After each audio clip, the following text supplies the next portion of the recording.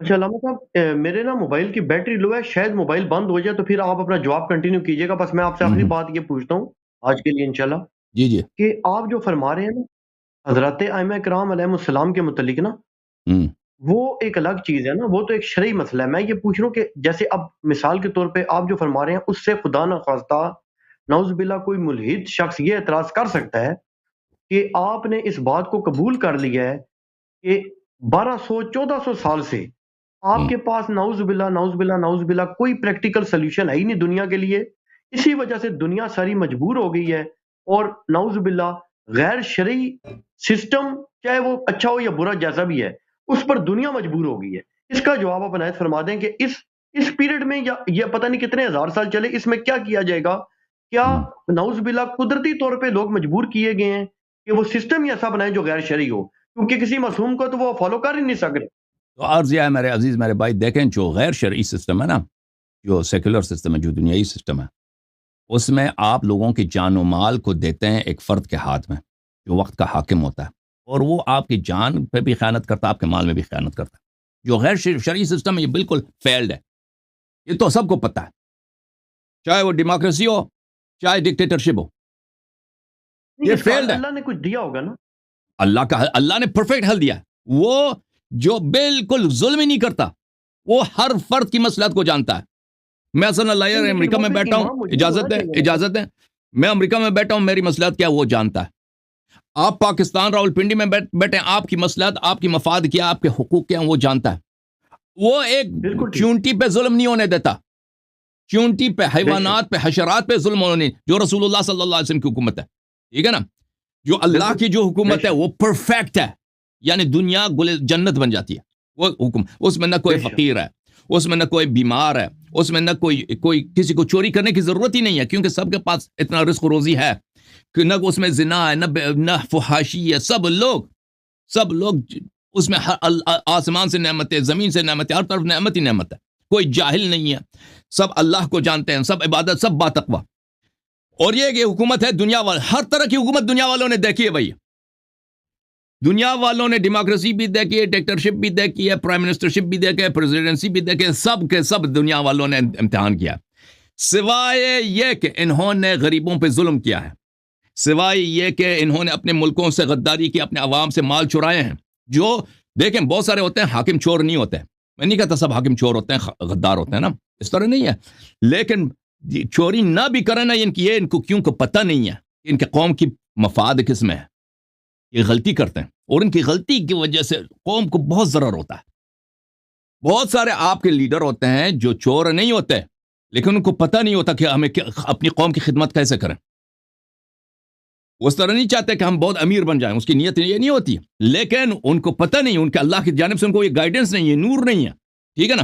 تو یہ جو لوگوں کی جو لیڈرشپ کا مسئلہ ہے، یہ ایک ایسا مسند ہے، ایک ایسا مقام ہے، یہ سیکولر لوگوں کو پتہ ہونا چاہیے. ان کے پاس کوئی حل نہیں ہے، وہ صرف ہم جیسے اپنے جیسے لوگوں کو لاتے ہیں، وہاں پہ بٹھاتے ہیں، اس پر آپ اس کو ٹرسٹ کرتے ہیں. بھائی ہم اب چلیں بائیڈن کو ہم نے صدر بنایا امریکہ میں، ٹھیک ہے نا، 4 سال کے لیے ہم نے ٹرسٹ کر دیا کہ بائیڈن نے ہم نے بہت سارے پرومسز کیے، بہت سارے وعدے دیے، میں یہ کروں گا، میں یہ کروں گا، میں یہ کروں گا. اب یہ جب صدر بنتے ہیں اس کے بعد میرے عزیزوں کیا ہوتا ہے، میڈیا ان کے ہاتھ میں ہوتا ہے. یہ اپنے پرومس توڑتے ہیں، اپنے وعدوں پہ عمل نہیں کرتے، لیکن میڈیا کیونکہ ان کو کور کرتی ہے، میڈیا ان کو سپورٹ کرتی ہے، لوگوں کو وہ بلا دیتی ہے ان کے وعدے. اور پھر وہ ان لوگوں کو کے ساتھ جنہوں نے اس کو فنڈنگ کیے تھے، جن کے ان کے اپنے مفادات ہیں، وہ ان لوگوں کا سب اپنے خاندانی، اس کا اپنا بیٹا مثلا، آپ کو پتا ہوگا بائیڈن کا جو بیٹا ہے اس کے کتنے کرپشن کی کیسز ہیں. تو اس طرح میرے عزیزوں، تو آپ لوگوں کو 4 سال تک اس کو اختیارات، اور اس نے کتنے جنگ لا کے امریکہ، ابھی دیکھیں یوکرین میں جنگ ہے، ابھی غزہ میں جنگ ہے، ٹھیک ہے نا. افغانستان میں سے اس نے کس بے عزتی کے ساتھ امریکہ کو اس نے نکال دیا وہاں سے، وہ بھی کس چور طالبان سے. ادھر امریکہ کے 5 جہاز کافی تھے طالبان کو ذلیل کرنے کے لیے، لیکن اس کو کیونکہ اس نے اپنی قوم کی بے عزتی کرانی تھی، اس کو پرواہ نہیں تھا. اور اسی طرح میرے محترم ناظرین، یہ جو آپ ٹرسٹ دیتے ہیں نا، میں آپ کو ٹرسٹ دیتا ہوں، میں آپ کو اعتماد کرتا ہوں، میں آپ کو اپنے ملک کا صدر بناتا ہوں یا اپنے ملک کا وزیر اعظم بناتا ہوں. پھر آپ جو مرضی کریں 4-5 سال تک، ٹھیک ہے نا. اس عرصے میں کیا ہوتا ہے؟ لوگوں پہ ظلم ہوتا ہے، لوگوں کے حقوق پامال ہوتے ہیں، غریب لوگ آپ کے جو دنیا میں دیکھیں جتنے جسٹس سسٹمز ہیں اس میں غریب لوگوں کو کیا ہوتا ہے؟ جسٹس نہیں ملتا.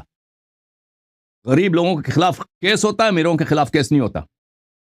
غریب لوگوں کو جیل بھیجا جاتا ہے، ان کو سخت سخت سزائیں ملتی ہیں، امیروں کو نہیں ملتا. اور بہت سارے وہ لوگ ہوتے ہیں جن کو سزا ملنی چاہیے، سزا نہیں ملتا. ٹھیک ہے نا؟ یہ دنیا کے ہر کونے میں اس طرح ہے. تو عرض یہ ہے جو ہمارا ایتھیسٹ ہمارے حضرات ہیں ان کو پتہ، ان کے پاس تو کوئی حل ہے ہی نہیں ہے. ان کے پاس تو جنگلی نظام ہے. کبھی جنگلی نظام کا نام ڈکٹیٹرشپ، کنگڈم بنتا ہے، کنگشپ ہوتا ہے، اور کبھی اس کا ڈیموکریسی ہوتا ہے. لیکن ہر دونوں صورت میں جنگلی نظام ہے. ان کے پاس سوائے یہ کہ بڑا چھوٹے کو ہڑپ لے، اس کے علاوہ ان کے پاس کوئی حل ہی نہیں ہے. ہمارے پاس جو حل ہے ایک الہی حل ہے. ایک ایسا حل ہے کہ اس کے علاوہ کوئی چارہ کار ہی نہیں ہے.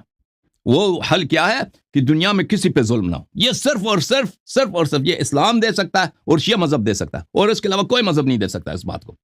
اب یہ کیوں پیش نہیں آیا ابھی تک؟ کیونکہ اس مسلمانوں نے خود مخالفت کی. ابھی تک مسلمان جب خود اس نظام کو نہیں مانتے، نہ مسلمان خود نہیں مانتے، شیعہ نہیں مانتے. شیعہ صرف زبانی طور پہ یہ کہتے ہیں امام مہدی علیہ السلام کو مانتے ہیں. امام مہدی علیہ السلام جب آئیں گے تو پتہ چلے گا نا کہ کتنے شیعہ ان کو مانتے ہیں. ابھی ان کے عوامر کو تو نہیں مانتے. ابھی ان کے عوامر کو مانتے ہیں بھائی، ابھی شیعہ مانتے ہیں. آپ جائیں قم اور نجف میں، بولے کہ مرجعیت حرام ہے، مانے ولایت فقیہ باطل ہے، قتل ہو جائیں گے آپ.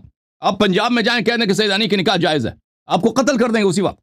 قتل ہوتے ہیں لوگ اسی مسئلے پہ. وہ امام مہدی علیہ السلام کی وہ مانیں گے؟ آپ پنجاب میں جائیں نا، کیا ظلم کیا نبی کی بیٹیوں نے؟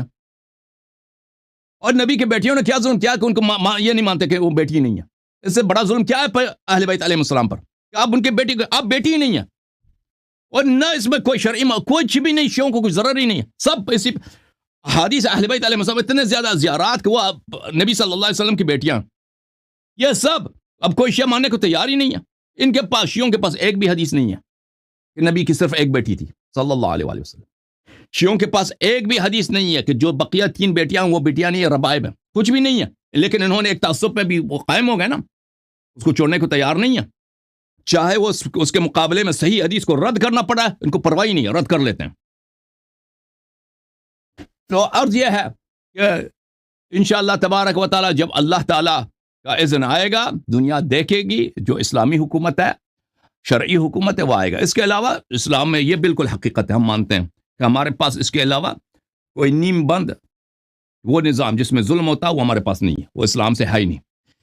وہ نظام جس میں لوگ بھئی حاکم، چور کو آپ حاکم بنا دیں، وہ لوگوں پہ چوری کرے، یا غیر اگر چور نہیں ہے تو کم از کم یہ ہے کہ بے کفایت ہے، امامت کا لائق نہیں ہے، لیڈرشپ کا لائق نہیں ہے، وہ لوگوں کی مصلحت نہیں جانتا. وہ آپ دیکھیں دنیا میں بہت سارے ایسے لیڈر ہیں جو چوری نہیں کرتے نا. آپ ان کو صدارت کا عہدہ دیتے ہیں تو وہ ایسی غلطیاں کرتے ہیں جس کی وجہ سے لوگ مرتے ہیں، جس کی وجہ سے لوگوں کا نقصان ہوتا ہے. تو اسلام میں اس کا کانسیپٹ نہیں ہے کہ نااہل کو آپ امانت دے دیں. امانت لوگوں کی جو لیڈرشپ کا ہے، یہ ایک امانت ہے. ان اللہ یامرکم ان تؤدوا الامانات الی اہلها. اللہ تعالیٰ آپ کو حکم دیتا ہے کہ امانت صرف اس کے اہل کو دے دیں، اور اس امانت کا اہل صرف اور صرف امام معصوم علیہ السلام ہے. جی صحیح ہو گیا بھائی صاحب؟ علامہ صاحب اس میں جو گزارش بس میں فائنل یہ کروں گا نا کہ حضرت آپ کے جو دلائل ہے نا بالکل لاجیکل اور عقلی لگ رہے ہیں نا. اللہ کے ساتھ جو یعنی گائیڈنس لینے والا جو امام ہوگا اس کا تو مقابلہ ہی نہیں ہے نا. لیکن اہل تشیع جو اثنا عشری مسلک ہے، ان کے ہاں تو یہ کنسیپٹ ہے، سنیوں کو تو جوڑیں اس مسئلے میں، کیونکہ سنیوں کا تو ایک کنسیپٹ ہی الگ ہے. وہ تو کہتے ہیں امام مہدی علیہ السلام جب آئیں گے تو اس وقت ہم ان کو ظاہر ہے ہم اپنا لیڈر مان لیں گے، لیکن ابھی وہ ہے ہی نہیں نا. لیکن اہل تشیع کہہ رہے ہیں کہ وہ موجود ہیں، پریکٹیکل ہمارے پاس ایک حل موجود ہے. تو وہ امام جو ہیں وہ لیڈرشپ نہیں کر رہے، یعنی اثنا عشری مسلک کے بقول. آغا خانی تو کہتے ہیں وہ اپنا جو امام ہے اسی کو کہتے ہیں کہ وہی ہمارا اس دور کا امام ہے، تو وہ تو کہتے ہیں جی وہ سارا سسٹم کر رہا ہے. لیکن جو اثنا عشری ہیں وہ کہتے ہیں جی کہ جو 12ویں امام ہیں وہ پردہ غیبت میں ہیں.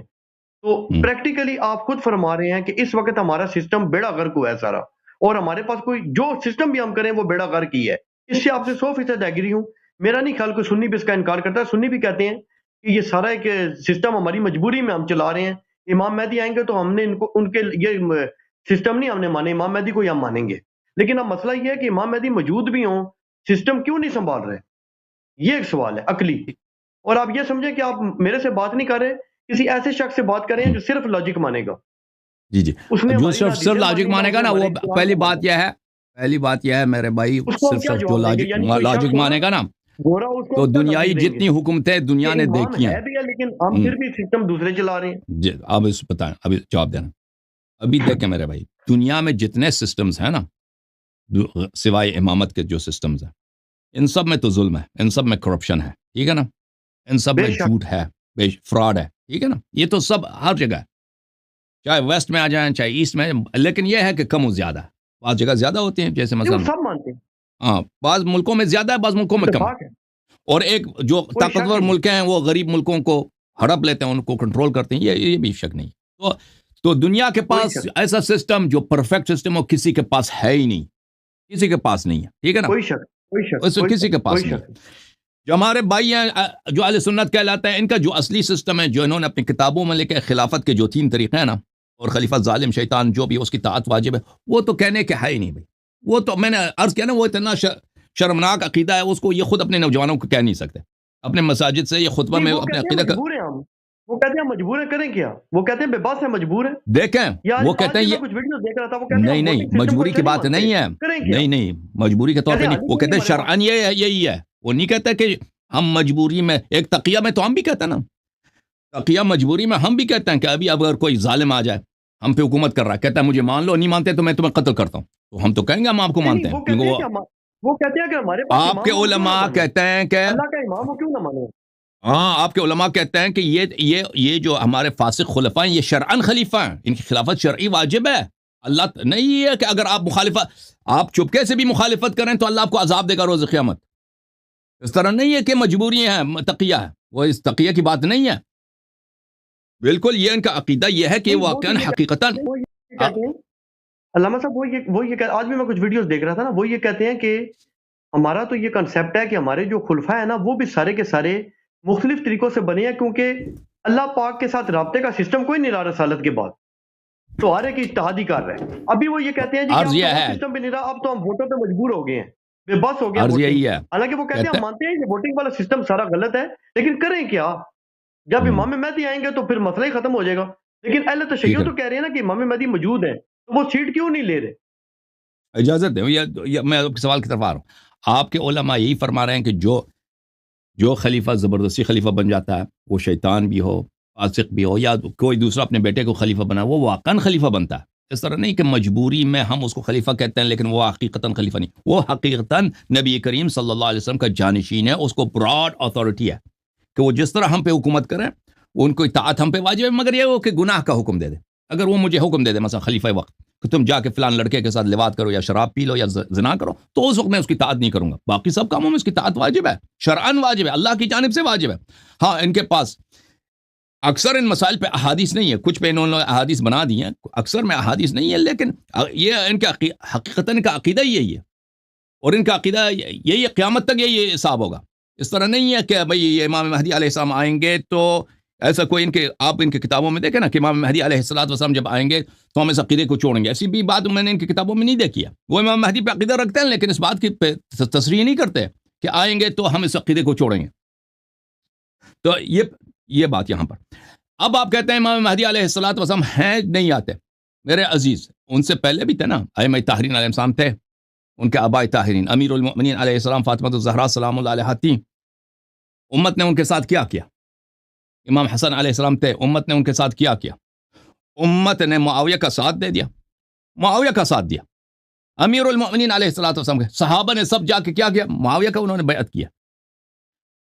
جنگ جمل میں کیا ہوا؟ صحابہ آئے تھے کس کے جنگ میں؟ امیر المؤمنین علیہ السلام کے جنگ میں آئے تھے نا. امیر المؤمنین علیہ السلام کو کس نے شہید کیا؟ اسی امت نے شہید کیا. امام حسن مجتبی علیہ السلام شہید ہو گئے.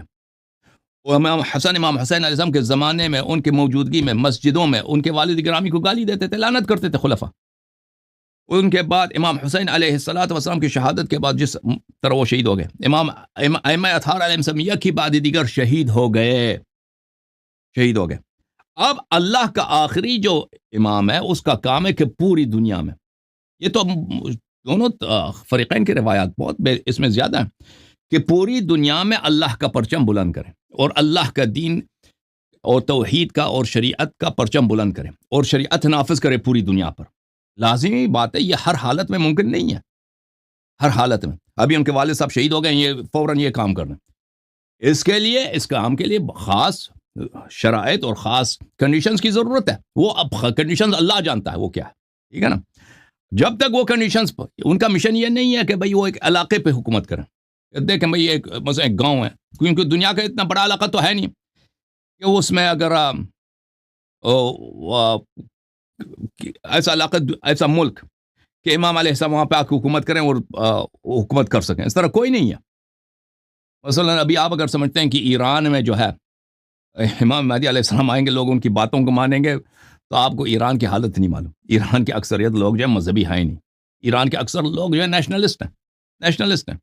وہ پتہ چلے گا کہ عرب گئے ہیں تو وہ تو ویسے عربوں کو گالی دیتے ہیں. تو اگر وہ فرض کریں گاؤں پہ حکومت، یہ ان کا مشن نہیں ہے گاؤں پہ حکومت کریں، ان کا مشن یہ ہے کہ پوری دنیا پہ حکومت کریں. اور وہ حالات جب آئیں گے نا کہ وہ پوری دنیا پہ قبضہ کر سکتے ہیں، یہ وہ خود جانتے ہیں، اللہ تعالیٰ جانتا ہے اس حال وہ کب وہ یہ سچویشن پورا ہوگا تاکہ وہ آگے پوری دنیا پہ حکومت کریں. ہمارے نبی صلی اللہ علیہ وآلہ وسلم کی بشارت سب انبیاء نے دی تھی، بشارت انبیاء نے دی تھی.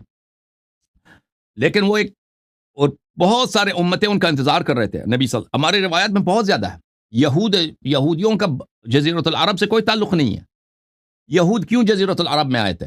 خیبر کے جو یہود تھے، مدینہ منورہ میں جو یہود رہتے تھے، کیونکہ ان کو پتہ تھا کہ نبی آئیں گے، یہاں ایک پیغمبر آخر الزمان میں آئیں گے، وہ سب شرائع کو منسوخ کریں گے اور وہ سب سے بڑے نبی ہوں گے، اس کا ہم نے ساتھ دینا ہے، ان کی ہم نے سپورٹ. اسی لیے یہ یہودی ادھر آئے تھے نبی صلی اللہ علیہ وسلم کے انتظار میں، ٹھیک ہے نا. وہ اب ان سے پہلے کیوں نہیں آئے؟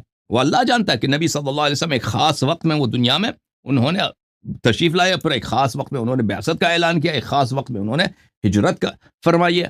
اسی طرح امام عصر علیہ الصلاۃ والسلام وہ کب ظہور کریں گے؟